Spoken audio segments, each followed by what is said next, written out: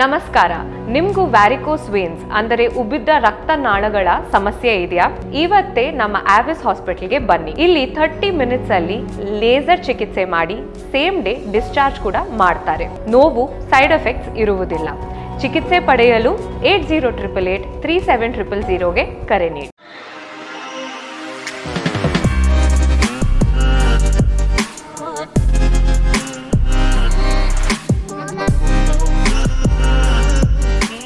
Hi friends, ದಿನದ ಎಲ್ಲ ಪ್ರಮುಖ ಸುದ್ದಿಯನ್ನು ನಿಮಗೆ ತಲುಪಿಸೋ mastmaga.com ನ ಫುಲ್ ನ್ಯೂಸ್ಗೆ ಸ್ವಾಗತ. ನಾನು ಅಮರ್ ಪ್ರಸಾದ್. ಕಾಂಗ್ರೆಸ್ ನಾಯಕ ಮಣಿಶಂಕರ್ ಅಯ್ಯರ್ ಪಾಕಿಸ್ತಾನಕ್ಕೆ ಹೋಗಿದ್ದಾರೆ. ಅಲ್ಲಿ ಪಾಕಿಸ್ತಾನಿಯರನ್ನ ಹಾಡಿ ಹೋಗಲಿದ್ದಾರೆ.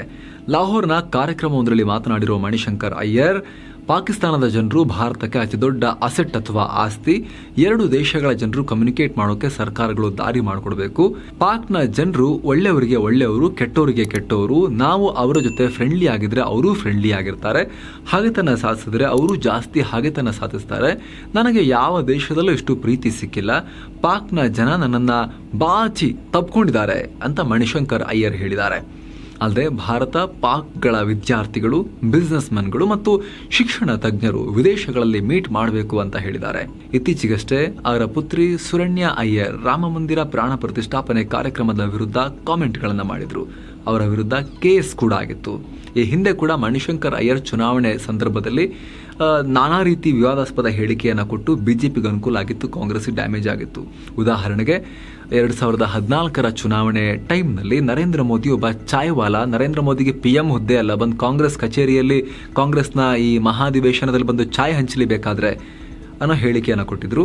ಅದು ನರೇಂದ್ರ ಮೋದಿ ಅವರ ಚಾಯ್ ಪೇ ಚರ್ಚಾ ಅನ್ನೋ ಇನೋವೇಟಿವ್ ಎಲೆಕ್ಷನ್ ಕ್ಯಾಂಪೇನ್ಗೆ ಪ್ರೇರಣೆಯಾಗಿತ್ತು. ಲೋಕಸಭಾ ಚುನಾವಣೆಗೆ ಕೆಲವೇ ವಾರಗಳು ಬಾಕಿ ಇರೋ ಬೆನ್ನಲ್ಲೇ ಸಂಸ್ಥೆಯೊಂದು ಪಕ್ಷಗಳ ವೋಟ್ ಬ್ಯಾಂಕ್ ವಿಚಾರವಾಗಿ ಸರ್ವೆಯೊಂದನ್ನು ನಡೆಸಿದೆ. ಮಿಂಟ್ ಅನ್ನೋ ಸಂಸ್ಥೆ ನಡೆಸಿರೋ ಈ ಸರ್ವೆಯಲ್ಲಿ ಬಿಜೆಪಿ 3ನೇ ಬಾರಿಗೆ ಅಧಿಕಾರಕ್ಕೆ ಬರೋ ಸೂಚನೆಯನ್ನ ಇವರು ಕೂಡ ಕೊಟ್ಟಿದ್ದಾರೆ. ಯಾಕಂದ್ರೆ ಸರ್ವೆಯಲ್ಲಿ ಭಾಗವಹಿಸಿದ್ದ ಜನರ ಪೈಕಿ 47% ಜನ, ಆಲ್ಮೋಸ್ಟ್ ಅರ್ಧದಷ್ಟು ಜನ ಬಿಜೆಪಿ ಕಡೆಗೆ ಒಲವಿದೆ ಅಂತ ಹೇಳ್ಕೊಂಡಿದ್ದಾರೆ ಅಂತ ಮಿಂಟ್ ಹೇಳಿದೆ. ಇದು ಭಾರತದ ಎಲೆಕ್ಷನ್ ಸಿಸ್ಟಮ್ನಲ್ಲಿ ಬಹಳ ದೊಡ್ಡ ನಂಬರೇ. 2023 ಮಧ್ಯಭಾಗದಲ್ಲಿ ಮಾಡಿದ್ದ ಸರ್ವೆನಲ್ಲಿ ಬಿಜೆಪಿಗೆ 39% ವೋಟ್ ಶೇರ್ ಬರುತ್ತೆ ಅಂತ ಹೇಳಲಾಗಿತ್ತು. ಆದರೆ ಕೆಲವೇ ತಿಂಗಳಲ್ಲಿ, ಅಂದರೆ ಡಿಸೆಂಬರ್ನಲ್ಲಿ ನಡೆಸುವ ಸರ್ವೆಯಲ್ಲಿ 47% ವೋಟ್ ಶೇರ್ಗೆ ರೀಚ್ ಆಗಿದೆ ಅಂತ ಮಿಂಟ್ ಹೇಳಿದೆ. ಸೊ ರಾಮ ಮಂದಿರ ಪ್ರಾಣ ಪ್ರತಿಷ್ಠಾಪನೆ ಸೇರಿ ಸರ್ಕಾರದ ಹಲವು ಕ್ರಮಗಳು ಮತದಾರರಿಗೆ ಇಂಪ್ಯಾಕ್ಟ್ ಮಾಡಿದೆ ಅನ್ನೋದು ಸ್ಪಷ್ಟ. ವಿರೋಧ ಪಕ್ಷ ಕಾಂಗ್ರೆಸ್ಗಿರೋ ಬ್ಯಾಡ್ ನ್ಯೂಸ್ ಏನು ಅಂದರೆ 10ರಲ್ಲಿ ಒಬ್ರು, ಅಂದರೆ ಸುಮಾರು 11% ಜನರು ನಂಬಿಕೆ ಇಟ್ಟಿದ್ದು ಕಾಂಗ್ರೆಸ್ ರೇಸ್ ಶುರುವಾಗೋ ಮುಂಚೆನೆ ಇಲ್ಲಿ ಕೈ ಚೆಲ್ಲದಂಗೆ ಕಾಣಿಸ್ತಾ ಇದೆ. ಮಿಂಟ್ ಸರ್ವೆ ಪ್ರಕಾರ, ಅದಕ್ಕಿಂತ ಹಿಂದೆ ಬಂದ India today mood of the nation survey ಪ್ರಕಾರ ಕೂಡ ಇನ್ನು 2 ತಿಂಗಳಲ್ಲಿ ಕಾಂಗ್ರೆಸ್ ಮತ್ತು INDIA ಕೂಟದವರು ಯಾವ ರೀತಿ ತಮ್ಮ ಗೇಮ್ ಅನ್ನ ಅಪ್ ಮಾಡ್ತಾರೆ ಅಂತ ನೋಡಬೇಕಾಗಿದೆ. ಕಾಂಗ್ರೆಸ್ ಪಕ್ಷಕ್ಕೆ ಮಹಾರಾಷ್ಟ್ರ ಕಡೆಯಿಂದ ಮತ್ತೊಂದು ಹೊಡೆತ ಬಿದ್ದಿದೆ. ಮಹತ್ವದ ಬೆಳವಣಿಗೆಯಲ್ಲಿ ಮಹಾರಾಷ್ಟ್ರ ಮಾಜಿ CM ಅಶೋಕ್ ಚವಾಣ್, ಮಾಜಿ CM ಇವರು ತಮ್ಮ ಶಾಸಕ ಸ್ಥಾನ ಹಾಗೂ ಕಾಂಗ್ರೆಸ್ ಪಕ್ಷದ ಮೆಂಬರ್ಶಿಪ್ ಎಲ್ಲದಕ್ಕೂ ರಾಜೀನಾಮೆ ಕೊಟ್ಟಿದ್ದಾರೆ. ಅಲ್ಲದೆ ಚವಾಣ್ ಬಿಜೆಪಿಗೆ ಸೇರ್ತಾರೆ ಅನ್ನೋ ವಿಚಾರ ಕೇಳಿ ಬಂದಿದೆ. ನಾನು ಜೀವನ ಪೂರ್ತಿ ಕಾಂಗ್ರೆಸ್ಗಾಗಿ ದುಡಿದಿದ್ದೀನಿ, ಈಗ ಬೇರೆ ಆಪ್ಷನ್ಗಳನ್ನು ನೋಡ್ತಾ ಇದ್ದೀನಿ, ಮುಂದೆ ಏನ್ ಮಾಡಬೇಕು ಅಂತ 1-2 ದಿನಗಳಲ್ಲಿ ಡಿಸಿಷನ್ ತಗೋತೀನಿ ಅಂತ ಹೇಳಿದ್ದಾರೆ. ಅಶೋಕ್ ಜೊತೆ ಇನ್ನೂ 10-12 ಕಾಂಗ್ರೆಸ್ MLAಗಳು ಪಾರ್ಟಿ ಬಿಟ್ಟು ಬಿಜೆಪಿ ಸೇರ್ತಾರೆ. ಚೌಹಾಣ್ಗೆ ಬಿಜೆಪಿ ರಾಜ್ಯಸಭಾ ಸೀಟ್ ಆಫರ್ ಬಂದಿದೆ ಅಂತೆಲ್ಲ ವಿಶ್ಲೇಷಣೆ ಮಾಡಲಾಗ್ತಿದೆ. ಚೌಹಾಣ್ ರಾಜೀನಾಮೆ ಬೆನ್ನಲ್ಲೇ ಅವರ ಬೆಂಬಲಿತ ಮಾಜಿ MLC ಅಮರ್ನಾಥ್ ರಾಜುಕರ್ ಕೂಡ ಎಲ್ಲ ಸ್ಥಾನಗಳಿಗೆ ರಾಜೀನಾಮೆ ಕೊಟ್ಟಿದ್ದಾರೆ ಕಾಂಗ್ರೆಸ್ ಪಾರ್ಟಿದು. ಜೊತೆಗೆ ಮುಂಬೈ ನಗರದ ಕೌನ್ಸಿಲರ್ ಮತ್ತು ಜಿಲ್ಲಾಧ್ಯಕ್ಷರಾಗಿದ್ದ ಜಗದೀಶ್ ಅಮೀನ್ ಕೂಡ ಅದೇ ದಾರಿ ಹಿಡಿದಿದ್ದಾರೆ. 2008ರಿಂದ 10ರ ನಡುವೆ ಮಹಾರಾಷ್ಟ್ರದ CM ಆಗಿದ್ದ ಅಶೋಕ್ ಚೌಹಾಣ್ ಆದರ್ಶ ಗೃಹ ಯೋಜನೆ ಸ್ಕ್ಯಾಮ್ನಿಂದಾಗಿ ಅಧಿಕಾರ ಕಳ್ಕೊಂಡಿದ್ರು. ಇತ್ತೀಚೆಗಷ್ಟೇ ಮಹಾರಾಷ್ಟ್ರ ಹಿರಿಯ ಕಾಂಗ್ರೆಸ್ ಲೀಡರ್ಗಳಾದ ಬಾಬಾ ಸಿದ್ದಿಕಿ ಹಾಗೂ ಮಿಲಿಂದ್ ದಿಯೋರಾ ಕಾಂಗ್ರೆಸ್ಗೆ ಗುಡ್ ಬೈ ಹೇಳಿದ್ರು. ಬಾಬಾ ಸಿದ್ದಿಕಿ NCPಯ ಅಜಿತ್ ಪವಾರ್ ಬಣ, ಬಿಜೆಪಿ ಒಟ್ಟಿಗೆ ಬಂದಿದ್ದಾರಲ್ಲ, ಆ ಬಣದ NCPಗೆ ಸೇರ್ಕೊಂಡ್ರೆ ಮಿಲಿಂದ್ ದಿಯೋರಾ, ಮುರಳಿ ದಿಯೋರಾ ಕಾಂಗ್ರೆಸ್ನ ದೊಡ್ಡ ಲೀಡರ್ ಆಗಿದ್ರು, ಅವ್ರ ಮಗ ಮಿಲಿಂದ್ ದಿಯೋರಾ, ಇವರು ಕಾಂಗ್ರೆಸ್ಸಿಗೆ ಟಾಟಾ ಹೇಳಿ ಶಿವಸೇನೆಯ ಶಿಂದೆ ಬಣಕ್ಕೆ, ಬಿಜೆಪಿ ಒಟ್ಟಿಗಿರೋ ಶಿವಸೇನಾ ಬಣಕ್ಕೆ ಸೇರ್ಕೊಂಡಿದ್ದಾರೆ. ರಾಜ್ಯದಲ್ಲಿ ಸೋಮವಾರ ವಿಧಾನಮಂಡಲದ ಬಜೆಟ್ ಅಧಿವೇಶನ ಶುರುವಾಗಿದೆ. ರಾಜ್ಯಪಾಲ ಥಾವರ್ಚಂದ್ ಗೆಹ್ಲೋಟ್ ಜಂಟಿ ಅಧಿವೇಶನ ಉದ್ದೇಶಿಸಿ ಭಾಷಣ ಮಾಡಿದ್ದಾರೆ. ಈ ಭಾಷಣದಲ್ಲಿ ಕಾಂಗ್ರೆಸ್ ಸರ್ಕಾರದ ಗ್ಯಾರಂಟಿ ಯೋಜನೆಗಳನ್ನು ರಾಜ್ಯಪಾಲರು ಹೊಗಳಿದ್ದಾರೆ. ರಾಜ್ಯಪಾಲರ ಭಾಷಣ, ರಾಷ್ಟ್ರಪತಿ ಭಾಷಣ, ಅದು ಸರ್ಕಾರ ಕೊಡೋ ಸ್ಕ್ರಿಪ್ಟ್ ಅನ್ನ ರಾಜ್ಯಪಾಲರು ಓದ್ತಾರೆ, ಇಲ್ಲೂ ಕೂಡ ಹಾಗೆ ಓದಿದ್ದಾರೆ.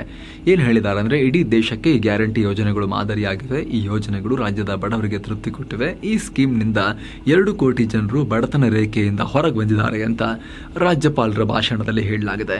16ನೇ ತಾರೀಕು ಸಿಎಂ ಸಿದ್ದರಾಮಯ್ಯ ರಾಜ್ಯ ಬಜೆಟ್ ಮಂಡನೆ ಮಾಡ್ತಾರೆ. ಮೋದಿ 3ನೇ ಬಾರಿಗೆ ದೇಶದ ಪ್ರಧಾನಿಯಾಗ್ತಾರೆ, ಅದನ್ನು ಯಾರಿಂದಲೂ ತಡೆಯೋಕ್ಕಾಗಲ್ಲ ಅಂತ ಮಾಜಿ ಸಿಎಂ ಎಚ್.ಡಿ. ಕುಮಾರಸ್ವಾಮಿ ಹೇಳಿದ್ದಾರೆ. ಅಲ್ಲದೆ ಬಿಜೆಪಿ ಜೆಡಿಎಸ್ ಮಧ್ಯೆ ಸೀಟು ಹಂಚಿಕೆ ಸಮಸ್ಯೆ ಇಲ್ಲ, ಹಾಸನದಲ್ಲಿ ಜೆಡಿಎಸ್ ಅಭ್ಯರ್ಥಿ ಗೆಲ್ತಾರೆ ಅಂತ ಎಚ್.ಡಿ.ಕೆ ಹೇಳಿದ್ದಾರೆ. ಆ ಮೂಲಕ ಹಾಸನದಲ್ಲಿ ಜೆಡಿಎಸ್ ಅಭ್ಯರ್ಥಿಗೆ ಸೀಟ್ ಹಂಚಿಕೆಯಲ್ಲಿ ಟಿಕೆಟ್ ಫಿಕ್ಸ್ ಅನ್ನೋ ಸುಳಿವನ್ನ ಕೊಟ್ಟಿದ್ದಾರೆ.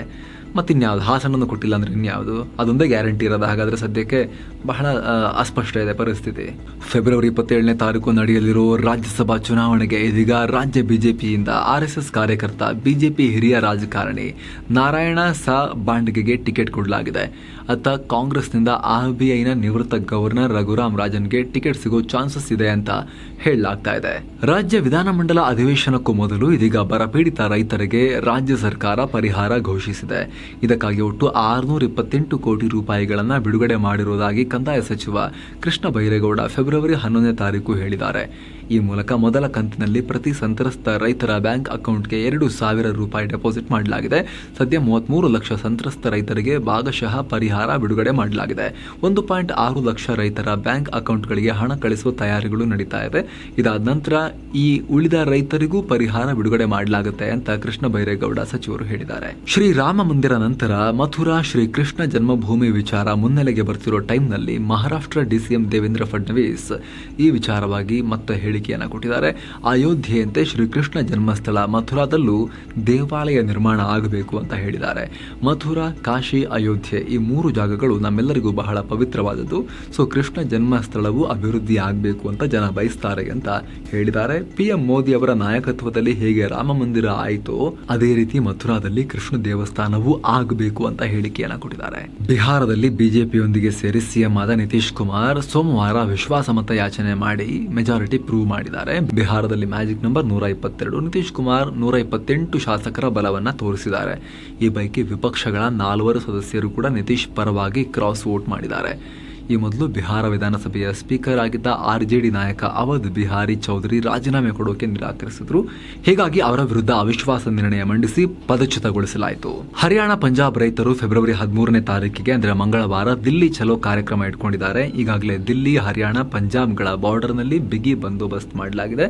ಸುಮಾರು 11 ಅಂಶಗಳ ಬೇಡಿಕೆಗಳನ್ನು ಈಡೇರಿಸುವಂತೆ ರೈತರು ಕೇಂದ್ರ ಸರ್ಕಾರದ ಮುಂದೆ ಬೇಡಿಕೆ ಇಟ್ಟಿದ್ದಾರೆ.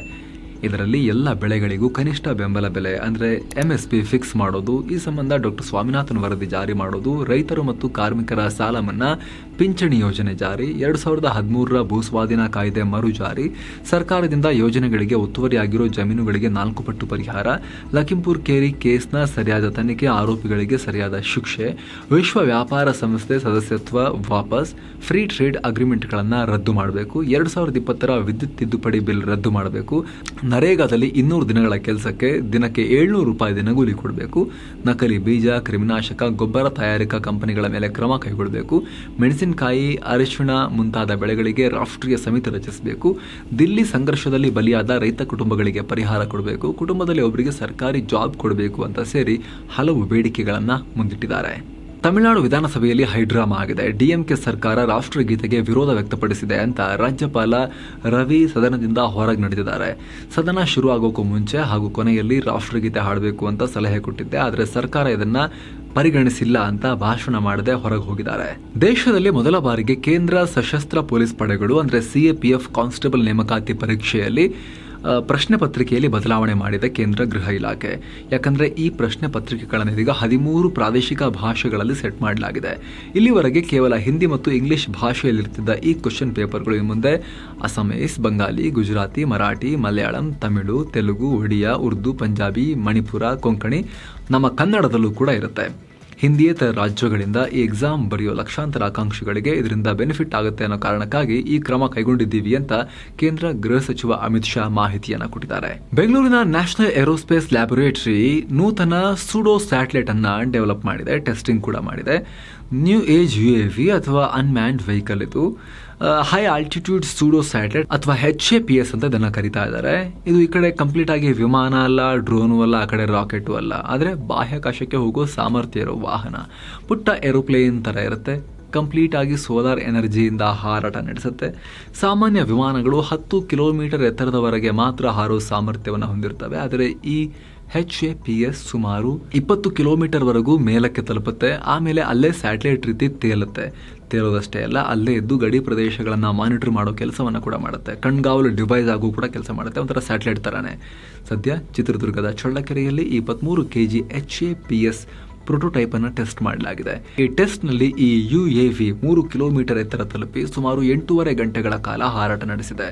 ಬರುವ ವಾರ 24 ಗಂಟೆ ಹಾರಾಟ ನಡೆಸೋ ಟೆಸ್ಟ್ ಮಾಡಲಾಗುತ್ತೆ. ಹಗಲಲ್ಲಿ ಚಾರ್ಜ್ ಆಗಿ ರಾತ್ರಿ ಇಡೀ ಹಾರಾಟ ನಡೆಸೋ ಕ್ಷಮತೆ ಟೆಸ್ಟ್ ಮಾಡಲಾಗುತ್ತೆ ಅಂತ NAL ಅಧಿಕಾರಿಗಳು ಹೇಳಿದ್ದಾರೆ. ಇನ್ನು ಷೇರುಪೇಟೆ ವಿಚಾರಕ್ಕೆ ಬಂದರೆ ಸಂವೇದಿ ಸೂಚ್ಯಂಕ 523 ಅಂಕ ಇಳಿಕೆ ಕಂಡು 71,072ರಲ್ಲಿ ದಿನದ ವಹಿವಾಟು ಅಂತ್ಯಗೊಳಿಸಿದೆ. ನಿಫ್ಟಿ ಕೂಡ 170 ಅಂಕ ಇಳಿಕೆ ಕಂಡು 21,612 ಆಗಿದೆ. ಡಾಲರ್ ಮುಂದೆ ರೂಪಾಯಿ ಮೌಲ್ಯ 7 ಪೈಸೆ ಏರಿಕೆಯಾಗಿ 83 ರೂಪಾಯಿ ಆಗಿದೆ. ಇನ್ನು ಚಿನ್ನ ಮತ್ತು ಬೆಳ್ಳಿ ಬೆಲೆ ವಿಚಾರಕ್ಕೆ ಬಂದರೆ 24 ಕ್ಯಾರೆಟ್ನ 10 ಗ್ರಾಂ ಚಿನ್ನದ ಬೆಲೆಯಲ್ಲಿ 323 ರೂಪಾಯಿ ಕಮ್ಮಿಯಾಗಿ 62,301 ಆಗಿದೆ. 22 ಕ್ಯಾರೆಟ್ನ 10 ಗ್ರಾಂ ಚಿನ್ನದ ಬೆಲೆಯಲ್ಲಿ 293 ರೂಪಾಯಿ ಕಮ್ಮಿಯಾಗಿ 57,070 ರೂಪಾಯಿ ಆಗಿದೆ. 1 ಕೆಜಿ ಬೆಳ್ಳಿ ಬೆಲೆ 502 ರೂಪಾಯಿ ಜಾಸ್ತಿಯಾಗಿ 71,140 ರೂಪಾಯಿ ಆಗಿದೆ. ಸೊ ಫ್ರೆಂಡ್ಸ್, ಇದಾಗಿತ್ತು ಇವತ್ತಿನ ಫುಲ್ ನ್ಯೂಸ್. ನಾವು ಕುಯ್ದಿಲ್ಲ, ಎಳೆದಿಲ್ಲ, ಕಿರ್ಚಾಡಿಲ್ಲ, ಕೇವಲ ಸುದ್ದಿಯ ರೀತಿಯಲ್ಲಿ ನಿಮಗೆ ತಲುಪಿಸುವ ಪ್ರಯತ್ನವನ್ನು ಮಾಡಿದ್ದೀವಿ. ನಮ್ಮ ಈ ಪ್ರಯತ್ನ ನಿಮಗೆ ಇಷ್ಟ ಆಗ್ತಾ ಇದ್ರೆ ದಯವಿಟ್ಟು mastmaga.com ಚಾನಲ್ಗೆ ಸಬ್ಸ್ಕ್ರೈಬ್ ಮಾಡಿ, ಪಕ್ಕದ ಬೆಲ್ ಐಕಾನ್ ಮೇಲೆ ಕ್ಲಿಕ್ ಮಾಡೋದನ್ನ ಯಾವುದೇ ಕಾರಣಕ್ಕೂ ಮರಿಬೇಡಿ. Thank you so much. ಮತ್ತೆ ಭೇಟಿ ಆಗ್ತಿರೋಣ. ನಮಸ್ತೆ.